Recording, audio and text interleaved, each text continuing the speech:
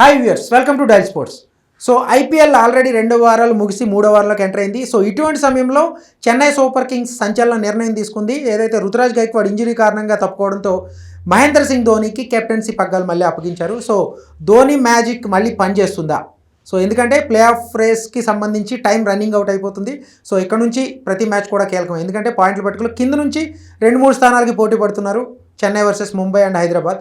So Chennai Super Kings రాత్ అనేది ధోని మారుస్తాడా? దీనికి సంబంధించి మనతో మాట్లాడడానికి సుధీర్ మహావతి ఉన్నారు, ప్రముఖ cricket commentator, senior sports journalist, senior sports analyst. Sudhir గారు నమస్తే అండి. నమస్తే అండి. సో మహేంద్ర సింగ్ ధోని మార్క్ ఉండబోతుందా చెన్నై సూపర్ కింగ్స్కి? అంటే ఒక మేజర్ నిర్ణయంగానే చూస్తున్నారు చాలామంది. చెన్నైని మళ్ళీ విన్నింగ్ వేస్లోకి తీసుకురాగలడా? అది రియల్గా అన్ఎక్స్పెక్టెడ్గానే జరిగింది. And nobody expected that he would come back as a captain again. మళ్ళీ క్యాప్టెన్ అతన్ని చేస్తారని ఎవరు అనుకోలేదు.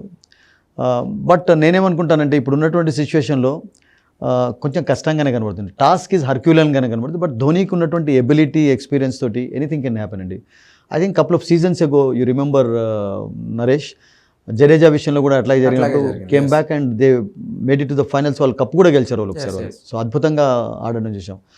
సో నేనేమనుకుంటానంటే టీం నుంచి కూడా పర్ఫార్మెన్స్ అవసరం. బికాస్ ఐపీఎల్ లాంటి టోర్నమెంట్లో మీకు ఇండివిజువల్గా ఎంత బ్రిలియంట్గా ఉన్నా కానీ క్యాప్టెన్ అది సరిపోదు. మీకు ఉండాలి. మీకు టెస్ట్ మ్యాచెస్లో ఆఫ్కోర్స్ చాలా వ్యూహాలు పనిచేస్తాయి కానీ బట్ ఇక్కడ ఏంటంటే ఇక్కడ ఇది గ్యాంబుల్ లాంటిది T20 అనేది.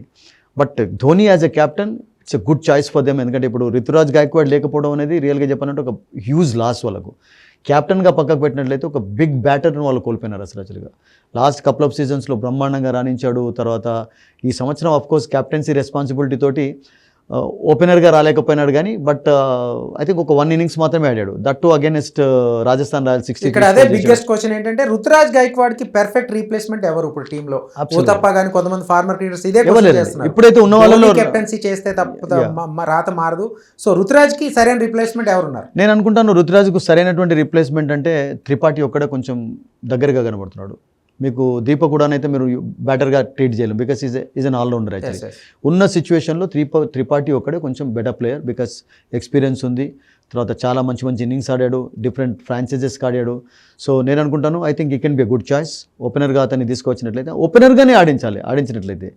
ఎందుకంటే మళ్ళీ ఏమవుతుందంటే 2 లెఫ్ట్ హ్యాండర్స్ కూడా ప్రాబ్లమ్స్ అవుతున్నాయి. ఇప్పుడు మొన్న మ్యాచ్లో వాళ్ళు చేంజ్ చేసేటప్పుడు కూడా రచిన్ అవుట్ అయిన తర్వాత కాన్వే అసలు యాక్చువల్గా దాన్ని ముందుకు తీసుకువెళ్ళలేకపోయినాడు. సో అక్కడ కొంచెం ఇబ్బంది ఎదురైంది వాళ్ళకి. ఎందుకంటే మరొక లెఫ్ట్ హ్యాండెడ్ రావడంతో రొటేషన్ అనేది సరిగ్గా జరగలేదు. ఇప్పుడు శివం డుబే కూడా మీకు వస్తున్నాడు కానీ చూపించట్లేదు. కరెక్టే. So Tripathi is the best choice for them. ఇంకా మిగతా వాళ్ళు ఎవరు లేరు వాళ్ళకు. లేకుంటే ఫారినర్ ఎవరైనా తీసుకోవాలి అంటే మీకు ఒక శామ్ కరణ్ ఒక్కడు మాత్రమే ఉన్నాడు. మీకు వేరే చాయిస్ ఎంత ఉంది? Because Overton bowler. So Sam Curran can be a good choice for them. But again Sam Curran ఆడించినట్టయితే మీకు కాన్వే మిస్ అవుతాడు. సచిన్ రవీంద్ర కాన్వేలో ఇద్దరిలో ఒకరిని ఆడించారు. మీకు నూర్ మహమ్మద్ని అయితే వాళ్ళు డ్రాప్ చేయరు. పతిరానాను కంపల్సరీ ఆడేస్తారు. ధోని ఉన్నాడంటే ధోనికి మెయిన్ వెపన్. శామ్ కరణ్ కూడా కంప్లీట్ బ్యాటర్ కాదు but still is a good all rounder ఉపయోగపడతాడు. సో నాకేమనిపిస్తుంది అంటే మీకు అంత ఈక్వల్ టాలెంట్ ఉన్నటువంటి వాళ్ళు అయితే ఎవరు లేరు. ఎందుకంటే సునీల్ గవాస్కర్ లాంటి వాళ్ళు, నరేష్ అద్భుతమైనటువంటి కితాబ్ ఇచ్చారు అతనికి, రుతురాజ్ గైక్వాడ్కు. శుభ్మన్ గిల్ వీళ్ళందరికంటే ముందు కూడా అతడు మంచి టాలెంట్ ఉన్నటువంటి ప్లేయరు, కంటిన్యూస్గా ఆడితే బాగుంటుంది ఇండియాకి అని చెప్పి చాలామంది అన్నారు. But that's okay, is injured now ఇప్పుడు అతని విషయం. బట్ అతనికి రిప్లేస్మెంట్ అంటే నేను అనుకుంటాను కొంతవరకు ఫిల్ చేసేవాడు ఒక త్రిపాఠి ఒక్కడు మాత్రమే ఉన్నాడు. అతన్ని కంటిన్యూస్గా ఆడించాల్సిందే. ఇంకా విజయ్ శంకర్ని ఇలానే తీసుకుంటున్నారు దీపక్ కూడా ప్లేస్లో. సో నేను అనుకుంటాను is a good choice. But Dhoni as a క్యాప్టెన్గా మిరకిల్ చేస్తాడంటే మిరకిల్స్ ఆల్వేస్ డోంట్ హ్యాపెన్. అతనికి ఉన్నటువంటి ఎబిలిటీ తోటి ఎస్ ఏదైనా మ్యాజిక్ చేయగలుగుతాడు. ఎందుకంటే అతడు ఉన్నాడంటే యాజ్ ఎ క్యాప్టెన్గా ఒక డిఫరెంట్ అట్మాస్ఫియర్ ఉంటుంది. బౌలింగ్ మార్పులు కానివ్వండి, తర్వాత బ్యాటింగ్ అండ్ చాలాసార్లు ఒక్కొక్కసారి కొన్ని సిచ్యువేషన్స్లో Dhoni is a lucky captain also. Luck కూడా బాగా ఫేవర్ చేస్తుంటుంది అతనికి. మనం చూసాం 2007 వరల్డ్ కప్లో కూడా ఫైనల్ ఓవర్ నుంచి కూడా యూనో ఐ మీన్ లక్ కూడా క్యాప్టెన్కి అవసరం. But is a brilliant leader, no doubt about it. అతని లీడర్షిప్ విషయం మనం ఎంత మాట్లాడుకున్నా తక్కువనే. That goes without saying. ఈరోజు విరాట్ కోహ్లీని ఒక మంచి క్యాప్టెన్గా చూసాము అంటే, రోహిత్ శర్మను చూస్తున్నాం అంటే ఓన్లీ బికాస్ ఆఫ్ ధోని నుంచే చాలా నేర్చుకున్నారు. అండ్ ఇప్పటికీ అతనిలో ఆ క్వాలిటీస్ ఉన్నాయి. కీపింగ్ అద్భుతంగా చేస్తున్నాడు. తర్వాత బ్యాటింగ్ ఆర్డర్లో ధోని మళ్ళీ మరి ఛాన్స్ ఉందా? ప్లేస్ మారే అవకాశం? ఎందుకంటే మొన్న మళ్ళీ బ్యాటింగ్ ఆర్డర్లో పైకి వచ్చాడు. అంతకుముందు మ్యాచెస్లో 8th or 9th ప్లేస్లో వచ్చాడు. అంటే సమ్ కన్ఫ్యూజన్ ఈజ్ దేర్ అనుకుంటా.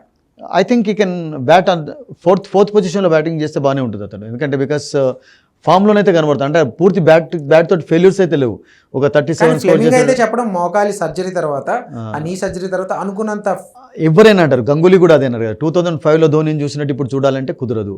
2011లో వరల్డ్ కప్ గెలిపించారు, ఏజ్ ఫ్యాక్టర్ ఉంటుంది, రిఫ్లెక్సెస్ ఉంటాయి డెఫినెట్లీ. బట్ అతను ఉండడం అనేది definitely best thing. Opponent team కూడా ఒక టెన్షన్ అయితే ఉంటది. అది కాదు నరేష్, మీరు చెప్పండి, కంపల్సరీ మీరు చెప్పండి, ఇంకా వేరే వాళ్ళని ఎవరిని కెప్టెన్ గా చేస్తారు? ఒక కెప్టెన్ గా ఉండాలంటే కంటిన్యూస్ గా ఆడేవాళ్ళు ఒక ధోని ఒకటే కనబడుతున్నాడు. అశ్విన్ కూడా ప్రతి మ్యాచ్లో ఆడతాడో లేదో డౌటే. జడేజాను already they have tried it. కాన్వేను చేయలేరు, బికాస్ కాన్వే కూడా డౌటే, ప్రతి మ్యాచ్లో ఆడతాడా. రచిన్ను చేయలేరు, రచిన్ ఈజ్ యంగ్స్టర్. మిగతా వాళ్ళు ఎవరున్నారు? పతిరానాని చేస్తారా, లేకుంటే నూర్ అహ్మద్ చేస్తారా, లేకుంటే ఖలీల్ అహ్మద్ చేస్తారా? ఉన్నటువంటి వాళ్ళకు రిసోర్సెస్ సిచ్యువేషన్లో Dhoni is the best choice for them and they have made a very this thing also. కానీ అది బ్లెస్సింగ్ ఇన్ డిస్గైజ్ అవుతుందా వాళ్ళకు ఇతని ఇంజరీ అనేది the future will tell. Okay, bowling combination గురించి ఏం చెప్తారు?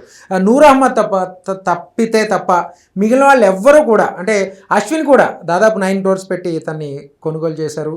సో దాదాపు చాలా రోజుల తర్వాత చెన్నైలోకి వచ్చిన ఆ మార్క్ అయితే చపాక్లో కూడా అశ్విన్ బౌలింగ్ వేరియేషన్ అనేది ఏం కనిపించట్లేదు అతను బౌలింగ్. అంటే చెన్నైలో ఇప్పటివరకు అయితే స్పిన్ ఫేవరబుల్ కండిషన్స్ కనబడలేదు.